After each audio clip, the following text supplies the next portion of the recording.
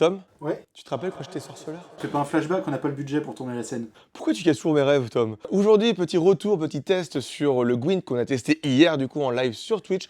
Le replay est dispo normalement, il me semble. Le Gwent est issu du jeu de cartes célèbre dans The Witcher 3, ni le 1, ni le 2, le 3. Dans ce jeu, il faut gagner 2 manches. C'est simple, amusez-vous bien. On va chacun disposer d'un jeu de cartes, un deck, et on va piocher du coup 10 cartes. Ces 10 cartes vont nous permettre de jouer sur une zone propice, prévue à cet effet, pour essayer de gagner le plus de points de force. À la fin de la manche, quand une personne a passé, l'autre peut continuer à jouer ou passer. Celui qui a le plus de points de force, on va y revenir après, celui qui a le plus de points de force gagne la manche. Et au bout de 2 manches gagnées, c'est la victoire. Ok, alors comment se déroule le jeu? On va au début choisir entre les 5 factions. On va du coup avoir un gros paquet de cartes comme ceci. Et on va avoir des petites étoiles en bas, là où le pouce est vers l'extérieur, en bas à droite, pour composer notre deck de départ. Je pense qu'il connaît pas très bien ces jeux, il se reprend, en plus je sais même pas où je la gauche et la droite. On met notre deck, on pioche 1, 2, 3, 4, 5, 6, 7, 8, 9, 10, 10 cartes. Si ça ne me plaît pas, je vais défausser une carte pour en piocher une autre. Si ça ne me plaît toujours pas, je vais faire une deuxième fois l'action, défausser une carte pour en piocher une dernière. Les cartes ont été défaussées de cette manière, vont donc être remélangées dans votre jeu pour ne pas être pénalisées dès le début de la partie. Chacun vont donc piocher 10 cartes. Vous allez pouvoir voir que sur le sublime plateau, c'est pas vrai, il est horrible. Bref, sur le plateau, du coup, il y aura plusieurs zones. Les catapultes, les piou-piou avec des flèches, et les je vais te tuer. Tom décide de poser du coup cette carte ici, hop, là, prévu à cet effet, dans la zone correspondante, et il a 10 points.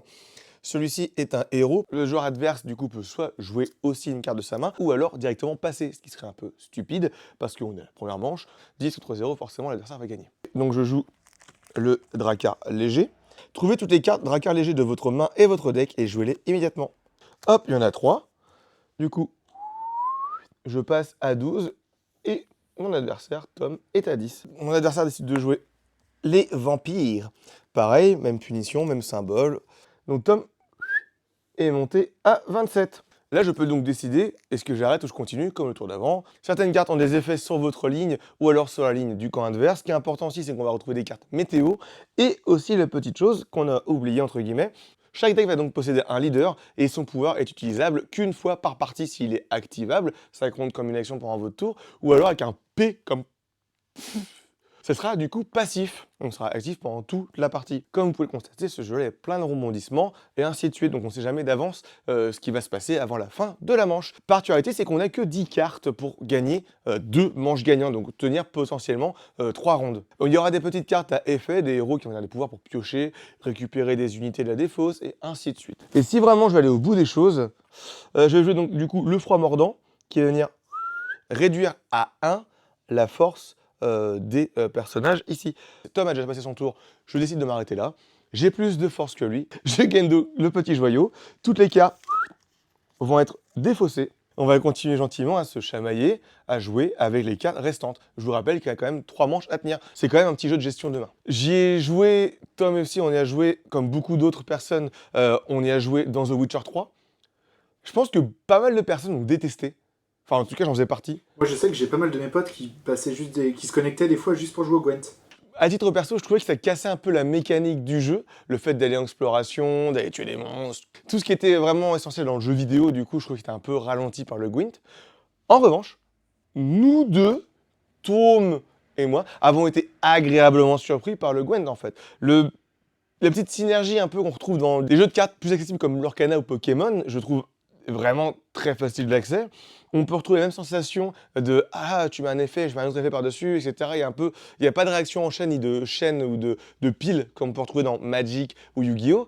Il y a plus de côté, chacun en joue de notre tour, il n'y a pas d'interruption, il n'y a pas de combo qui massacre tout le jeu. Voilà, c'est vraiment je joue, tu joues, je joue, tu joues, je passe, je peux continuer à jouer ou je passe. On compte, celui qui en a le plus gagne. Bonne rejouabilité aussi parce que du coup, bon, je voulais montrer, mais on a un petit deck de départ avec un personnage, mais on a d'autres leaders qui ont chacun des pouvoirs différents et on a encore pas mal de petites cartes pour compléter son deck ou refaire son deck.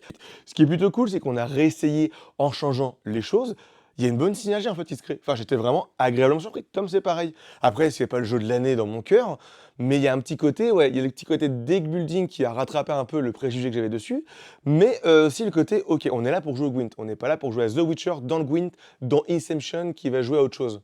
Donc c'était vraiment quelque chose qu'on a pris du plaisir, on a fait en stream, c'était plutôt assez plaisant. Les illustrations sont plutôt belles, c'est tiré du jeu.